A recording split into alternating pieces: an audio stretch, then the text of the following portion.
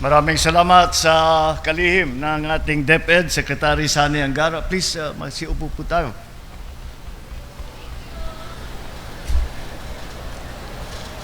Capiz 1st District Representative Howard Ginto and the other honorable members of the House of Representatives, our good friend and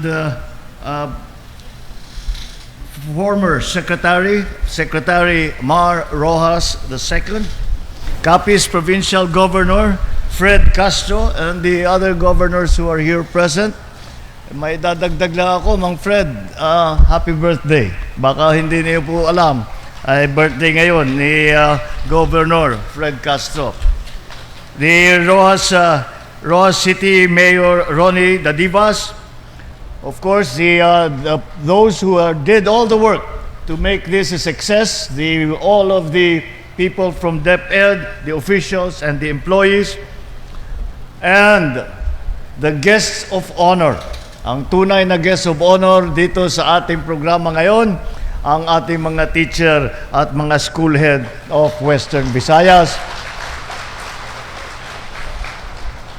At babatiin ko rin ang aking First Lady Luis Araneta Marcos. Nung sinabi ko sa kanya na pupunta ako dito because mag-swear in ang 8,000 na mga teacher at saka mga school head, ay sabi niya, dapat sasama ako dahil unang-una, teacher din ako. Ang Lisa has been teaching since 1995. So more than 30 years na, 31 years na nagtuturo ang aking First Lady. At siguro, ako swerte kasi ako sa pamilya ko, napapaligiran ako ng teacher. Ang lola ko, on my father's side, Lola Sepa, primary school teacher. Ang mother ko, ganun din, primary school teacher. Ang mga auntie ko, mga pinsan ko, marami sa kanila ang naging teacher. Kaya mahaba ang tradisyon sa pamilya namin nang kinikilala ang ating mga guro. At kasama ko na dyan, siyempre pinangungunahan ng ating number 1 teacher, o kahit na hindi number 1 sa Tagal, number 1 in my heart na teacher.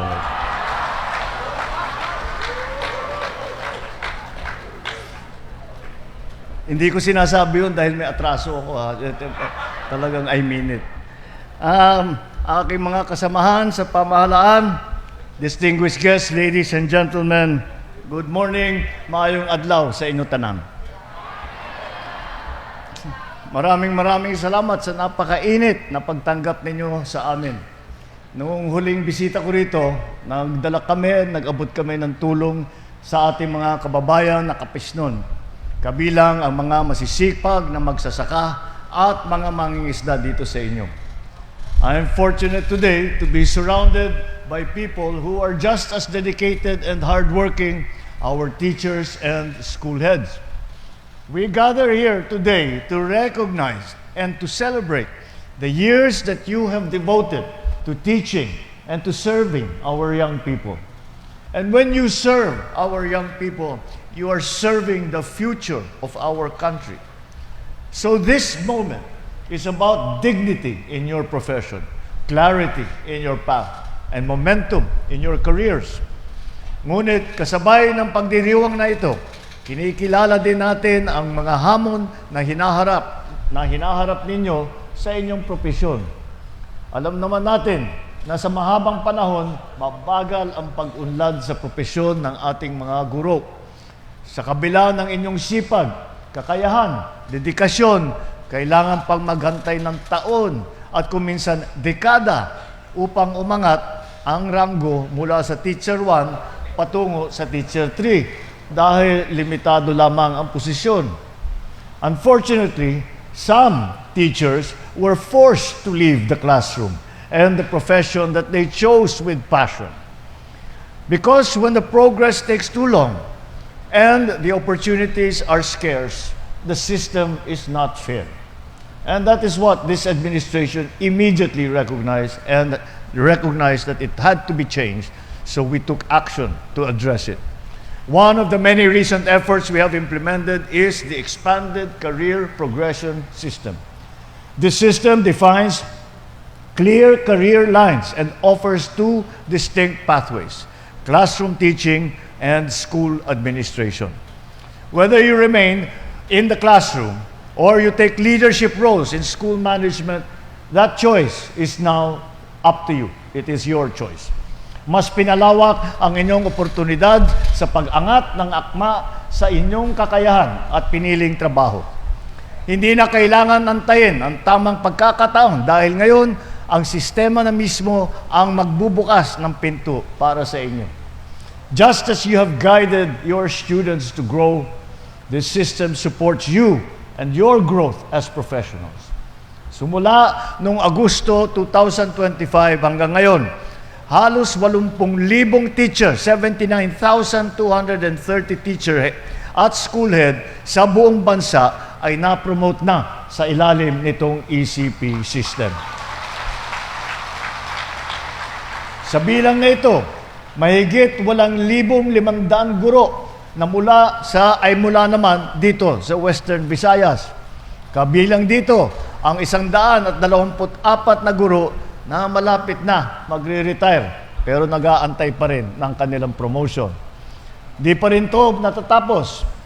Dahil po, pinangako ko sa inyo ito nung aking SONA at kailangan natin ipatupad ang mga napakahalagang pangako na ating binigay sa inyo. Kaya sinabi ko, hindi na tayo papayag na merong guro na magre-retire ng Teacher 1 dahil hindi naman talaga tama yun. Meron pang kaming nakabinbin na promotion na kasalukuyan nating isinasakatuparan upang matiyak na walang guro na maiiwanan. Kasabay ng reformang ito, patuloy din natin pinapalakas ang suporta sa ating mga guro dahil sa napakaraming responsibilidad na nasa inyong mga kamay. Kaya naman binawasan natin ang inyong paperwork upang malaan ang inyong oras sa pagtuturo at hindi sa administrative work. Nagdagdag din tayo ng higit sa 61,500 teaching position mula 2022 hanggang 2025 upang mabawasan ang teaching load ng mga guro at mas matutukan ang bawat estudyante. Para sa school year 2025 to 2026, inilabas na ang 10,000 pisong teaching allowance bilang dagdag suporta pa sa inyong mga pangangailangan. Kamakailan lamang sa pakikipagtulungan ng DepEd at saka ng Pag-ibig, yung Pag-ibig Fund po, binibigyan na rin ng priority access sa abot-kayang pabahay ang mga guro at DepEd personnel. Isasagawa ito sa pamamagitan ng housing fair sa buong bansa kung saan mas mapapabilis ang inyong aplikasyon, magkakaroon ng loan counseling at iba pang serbisyo na makakatulong sa inyo upang naman kayo ay magkaroon ng sariling tirahan at sariling bahay. My dear teachers, you have spent countless hours taking care of our children, the future Filipinos who will one day lead and serve our nation.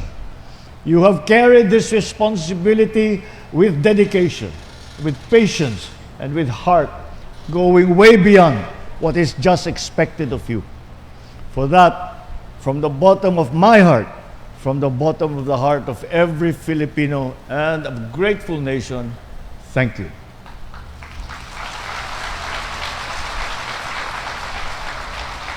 Asahan ninyo mga ma'am, mga sir, na ang inyong pamahalaan ay hindi titigil sa pagkilos upang matiyak na kayo ay naaalagaan, nabibigyan ng pagkakataong umunlad at kinikilala sa inyong serbisyo. Hindi ko hahayaan na maiwanan ng ating mga guro, ang mga nagsisilbing pangalawang magulang ng ating mga kabataan.